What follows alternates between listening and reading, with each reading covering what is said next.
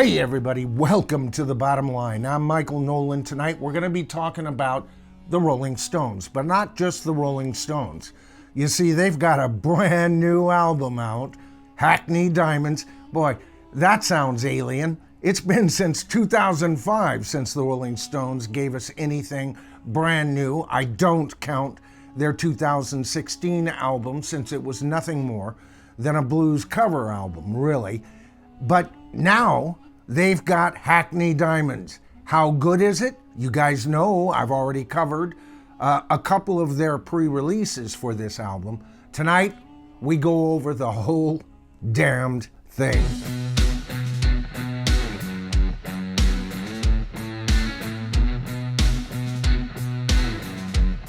All right, so what I've noticed by people, commentators, and people who have their own YouTube channel, they're saying that this album is good, but it's not really one of their best, and we're going to be discussing that as well tonight.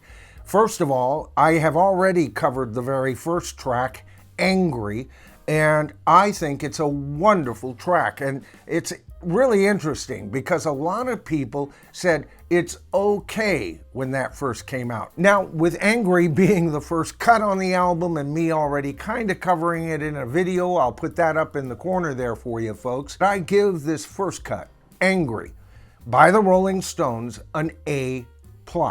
Now, why would I go so very high? That's the highest letter grade you could possibly get. I'll tell you what it is. It's the melody in the chorus.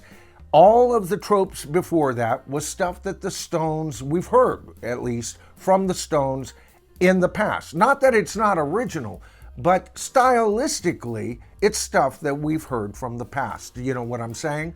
But when it goes into the chorus, I'm a big melody man. Like I've said many times on this channel, it's always in the songs, and it's chords, melody, and lyrics that really sell me. All right, now before I get on to track 2, I do want to say something about the special guest stars from this album. You would think this album's a movie, right?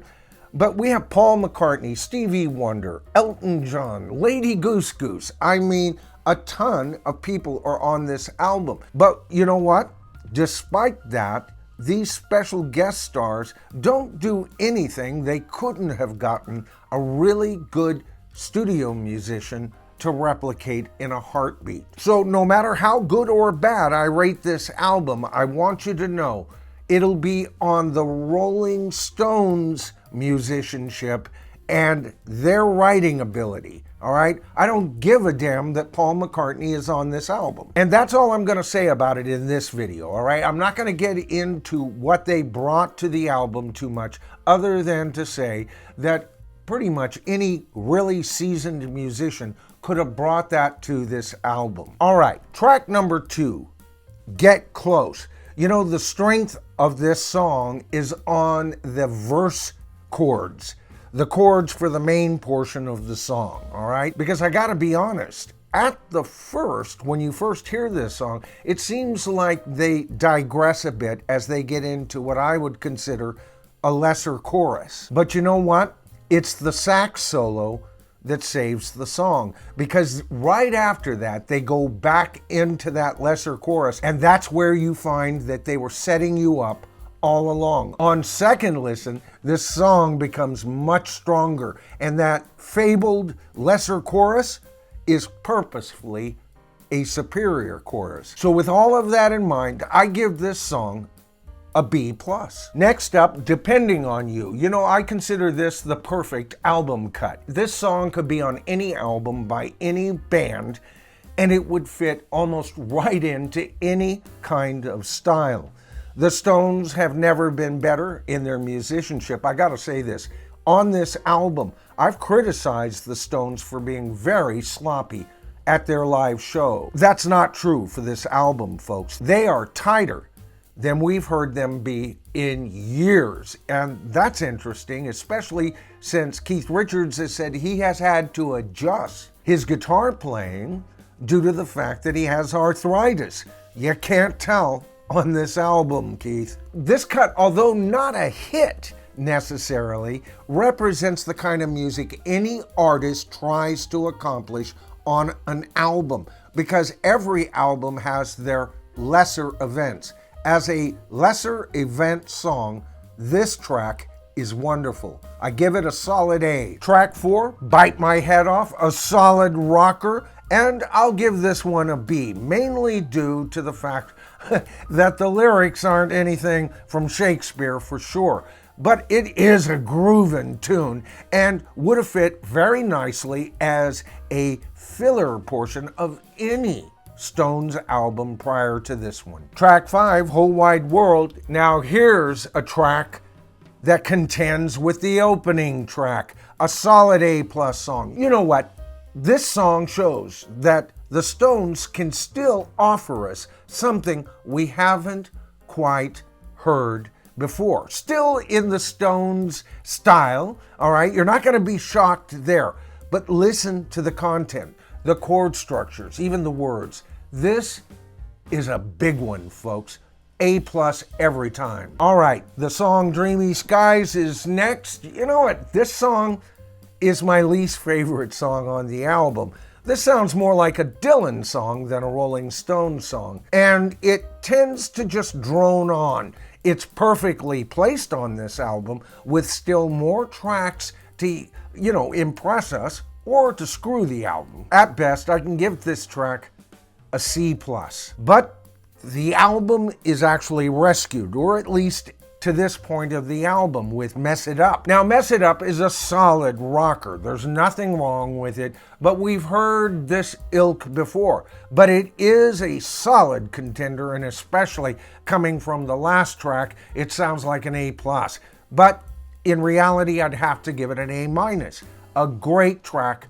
The album is back up and running, folks. But the energy gathers even more at this point on the album. Live by the Sword, a solid A cut. But what separates it? Why does it get a better grade than the previous track? Lyrics, folks. Now, this is an old, well-treaded path lyrically, but delivered by the Stones, it somehow works. It actually sounds like a new spin on an old motif. Tell Me Straight has several good ideas, and you can tell they're exploring them within the track, but it doesn't do much for me.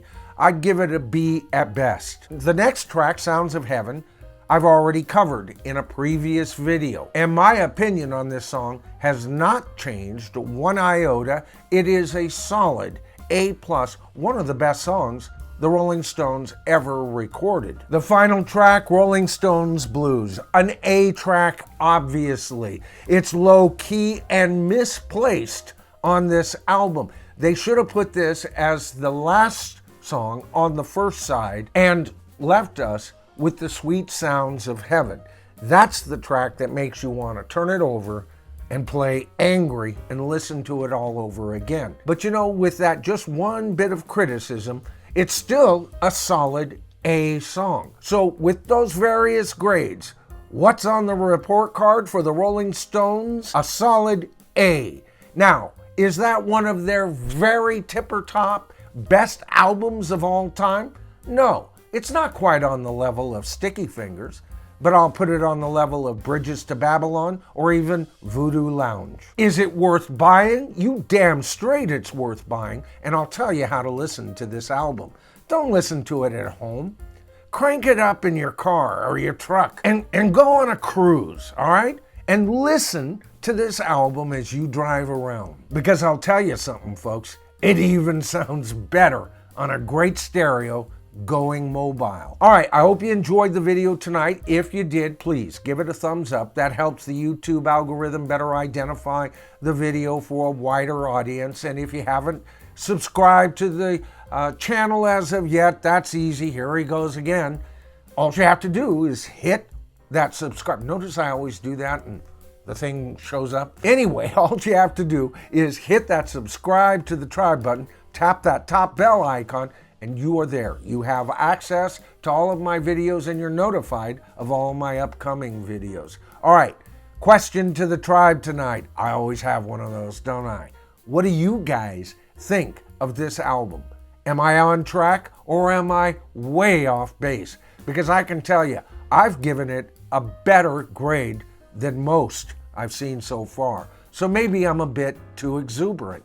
You guys tell me. All right, I'm Michael Noland. This is The Bottom Line, and together, folks, in the comments, that's what I'm talking about here, we are the tribe, and I'll see you in my next video.